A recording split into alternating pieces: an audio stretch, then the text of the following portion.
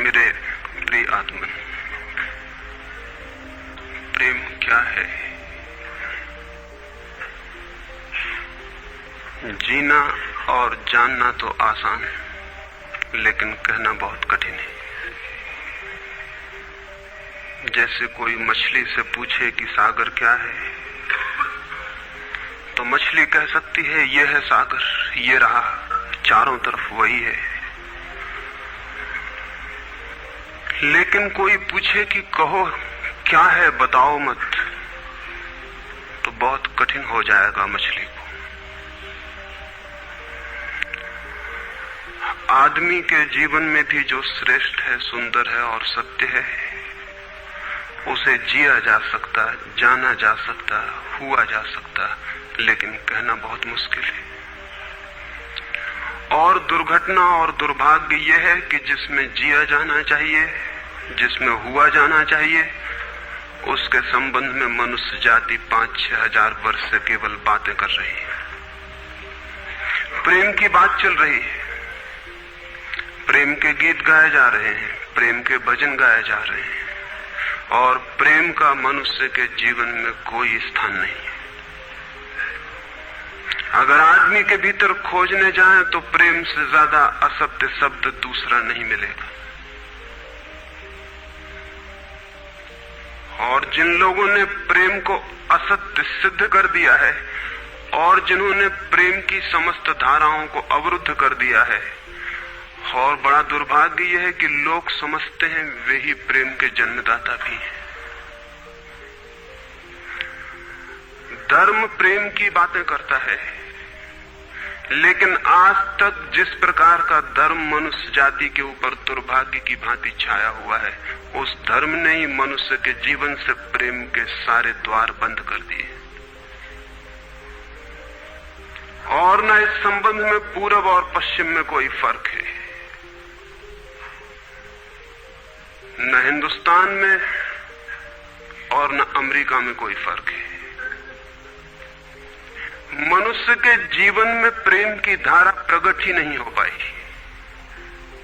और नहीं हो पाई तो हम दोष देते हैं कि मनुष्य ही बुरा है, इसलिए नहीं प्रकट हो पाई। हम दोष देते हैं कि मन ही जहर है, इसलिए प्रकट नहीं हो पाई। मन जहर नहीं है,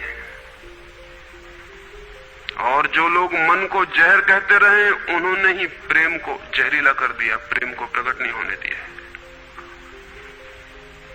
मन जहर हो कैसे सकता है? इस जगत में कुछ भी जहर नहीं है। परमात्मा के सारे उपक्रम में कुछ भी विष नहीं है, सब अमृत है।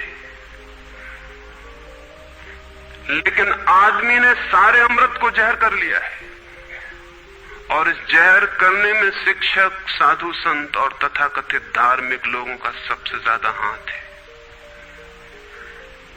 इस बात को थोड़ा समझ लेना जरूरी है, क्योंकि अगर ये बात दिखाई न पड़े तो मनुष्य के जीवन में कभी भी प्रेम भविष्य में भी नहीं हो सकेगा। क्योंकि जिन कारणों से प्रेम नहीं पैदा हो सका है, उन्हीं कारणों को हम प्रेम प्रकट करने के आधार और कारण बना रहे हैं। हालतें ऐसी हैं कि गलत सिद्धांतों को अगर हजारों वर्ष तक दोहराया जाए तो फिर हम ये भूल ही जाते हैं कि सिद्धांत गलत हैं, और दिखाई पड़ने लगता है कि आदमी गलत है, क्योंकि उन सिद्धांतों को पूरा नहीं कर पा रहा है। मैंने सुना है एक सम्राट के महल के नीचे से एक पंखा बेचने वाला गुजरता था और जोर से चिल्ला रहा था कि अनूठे और अद्भुत पंखे मैंने निर्मित किए हैं। ऐसे पंखे कभी भी नहीं बनाए गए, ये पंखे कभी देखे भी नहीं गए हैं। सम्राट ने खिड़की से झांक के देखा कि कौन है जो अनूठे पंखे ले आया। सम्राट के पास सब तरह के पंखे थे, दुनिया के कोने कोने में जो मिल सकते थे। और नीचे देखा, गलियारे में खड़ा हुआ एक आदमी, साधारण 2-2 पैसे के पंखे होंगे, और चिल्ला रहा है कि अनूठे, अद्वितीय। उस आदमी को ऊपर बुलाया और पूछा कि इन पंखों में क्या खूबी है, दाम क्या है इन पंखों के? उस पंखे वाले ने कहा कि महाराज, दाम ज्यादा नहीं है, पंखे को देखते हुए दाम बहुत कम है, सिर्फ 100 रुपए का पंखा है। सम्राट ने कहा 100 रुपए? ये 2 पैसे का पंखा जो बाजार में जगह जगह मिलता है, 100 रुपए दाम, क्या है इसकी खूबी? उस आदमी ने कहा खूबी ये पंखा 100 वर्ष चलता है, 100 वर्ष के लिए गारंटी है, 100 वर्ष से कम में खराब नहीं होता है। सम्राट ने कहा इसको देख के तो ऐसा लगता है कि सप्ताह भी चल जाए, पूरा तो मुश्किल है। धोखा देने की कोशिश कर रहे हो, सरासर बेईमानी, और वो भी सम्राट के सामने। उस आदमी ने कहा आप मुझे भली भांति जानते हैं, इसी गलिहारे में रोज पंखे बेचता हूं, 100 रुपए दाम है इसके, और अगर 100 वर्ष न चले तो जिम्मेदार मैं हूं, रोज तो नीचे मौजूद होता हूं, और फिर आप सम्राट हैं, आपको धोखा देके जाऊंगा कहां। वो पंखा खरीद लिया गया। सम्राट को विश्वास तो न था, लेकिन आश्चर्य भी था कि यह आदमी सरासर झूठ बोल रहा है, किस बल पर बोल रहा है। पंखा 100 रुपए में खरीद लिया गया और उससे कहा कि 7वें दिन तुम उपस्थित हो जाना। 2-4 दिन में ही पंखे की डंडी बाहर निकल गई, 7वें दिन तो वो बिल्कुल मुर्दा हो गए। लेकिन सम्राट ने सोचा कि शायद पंखे वाला आएगा नहीं, लेकिन ठीक समय पर 7वें दिन वो पंखे वाला हाजिर हो गया। उसने कहा कहो महाराज। उन्होंने कहा कहना नहीं है, ये पंखा पड़ा हुआ है टूटा हुआ, ये 7 दिन में ये गति हो गई, तुम कहते 100 वर्ष चलेगा। पागल हो या धोखेबाज क्या हो। उस आदमी ने कहा कि मालूम होता है आपको पंखा जलना नहीं आता है, पंखा तो 100 वर्ष चलता ही, पंखा तो गारंटीड है, आप पंखा जलते कैसे थे। सम्राट ने कहा और भी सुनो, अब मुझे ये भी सीखना पड़ेगा कि पंखा कैसे किया जाता। उस आदमी ने कहा कृपा करके बताइए कि इस पंखे की गति 7 दिन में ऐसी कैसे बना दी आपने, किस भांति पंखा किया। सम्राट ने पंखा उठा के करके दिखाया कि इस भांति मैंने पंखा किया। उस आदमी ने कहा समझ गया भूल, इस तरह पंखा नहीं किया जाता। सम्राट ने कहा और क्या रास्ता है पंखा जलने का। उस आदमी ने कहा पंखा पकड़िए सामने और सिर को हिलाइए, पंखा 100 वर्ष चलेगा, आप समाप्त हो जाएंगे लेकिन पंखा बचेगा।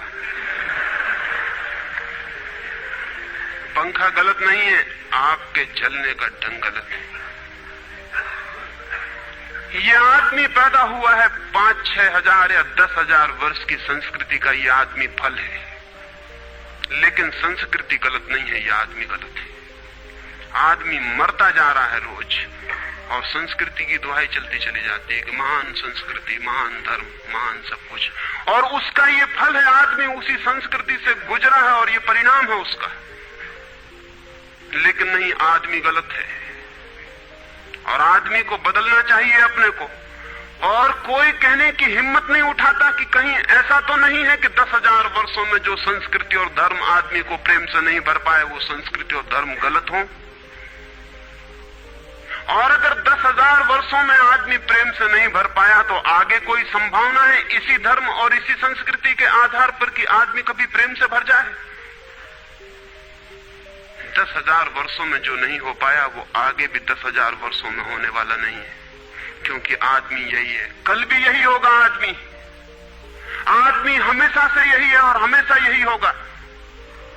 और संस्कृति और धर्म जिनके हम नारे दिए चले जाते हैं, संतों और महात्माओं की जिनकी दुहाइयां दिए चले जाते हैं, सोचने के लिए हम तैयार नहीं कि कहीं हमारा बुनियादी चिंतन की दिशा ही तो गलत नहीं है। मैं कहना चाहता हूं कि वो गलत है, और गलत सबूत है ये आदमी। और क्या सबूत होता है? एक बीज को हम बोएं और फल जहरीले और कड़वे हों, तो क्या सब सिद्ध होता है? सिद्ध होता है कि वो बीज जहरीला और कड़वा रहा होगा। हालांकि बीज में पता लगाना मुश्किल है कि उससे जो फल पैदा होंगे वो कड़वे पैदा होंगे। बीज में कुछ खोजबीन नहीं की जा सकती। बीज को तोड़ो फोड़ो, कोई पता नहीं चल सकता कि इससे जो फल पैदा होंगे वो कड़वे होंगे। बीज को वो 100 वर्ष लग जाएंगे, वृक्ष होगा, बड़ा होगा, आकाश में फैलेगा, तब फल आएंगे और तब पता चलेगा कि वे कड़वे। 10,000 वर्ष में संस्कृति और धर्म के जो बीज बोए गए हैं, ये आदमी उसका फल है और ये कड़वा है और घृणा से भरा हुआ है।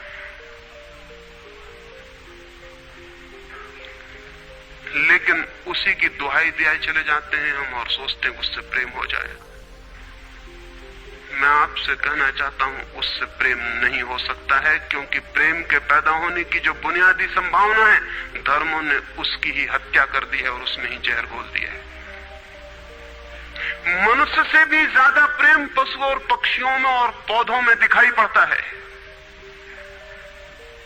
जिनके पास न कोई संस्कृति है न कोई धर्म है। संस्कृत और सुसंस्कृत और सभ्य मनुष्यों की बजाय असभ्य और जंगल के आदमी में ज्यादा प्रेम दिखाई पड़ता है, जिसके पास न कोई विकसित धर्म है, न कोई सभ्यता है, न कोई संस्कृति है। जितना आदमी सभ्य, सुसंस्कृत और तथाकथित धर्मों के प्रभाव में मंदिरों और चर्चों में प्रार्थना करने लगता, उतना ही प्रेम से शून्य क्यों होता चला जाता है? जरूर कुछ कारण है, और दो कारणों पर मैं विचार करना चाहता हूं। अगर वे ख्याल में आ जाएं तो प्रेम के अवरुद्ध स्रोत टूट सकते हैं और प्रेम की गंगा बह सकती है। वो हर आदमी के भीतर है, उसे कहीं से लाना नहीं है। प्रेम कोई ऐसी बात नहीं है कि कहीं खोजने जाना है उसे, वो है, वो प्राणों की प्यास है हर एक के भीतर, वो प्राणों की सुगंध है प्रत्येक के भीतर, लेकिन चारों तरफ से परकोटा है उसके और वो प्रकट नहीं हो पाती। सब तरफ पत्थर की दीवार है और वो झरने नहीं फूट पाते। तो प्रेम की खोज और प्रेम की साधना कोई पॉजिटिव, कोई विधायक खोज और साधना नहीं है कि हम जाएं और कहीं प्रेम सीख लें। एक मूर्तिकार एक पत्थर को तोड़ रहा था, कोई देखने गया था कि मूर्ति कैसे बनाई जाती है। उसने देखा कि मूर्ति तो बिल्कुल नहीं बनाई जा रही, सिर्फ छेनी और हथौड़े से